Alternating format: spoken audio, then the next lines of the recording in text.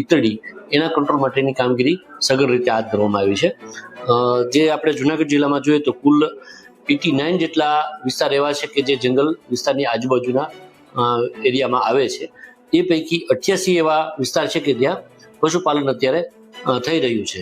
તો આ પૈકી 88 પૈકી કુલ 68 જેટલા એરિયામાં આપણે ડીટિકિંગની કામગીરી કરી દીધી છે અને કુલ અત્યાર સુધીમાં 15,000 ઉપરના પશુઓને આપણે ડીટિકિંગની કામગીરી કરવામાં આવેલી છે।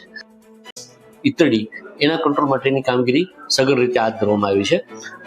જે આપણે જુનાગઢ જિલ્લામાં જોઈએ તો કુલ 89 જેટલા વિસ્તાર એવા છે કે જે જંગલ વિસ્તારની આજુબાજુના એરિયામાં આવે છે।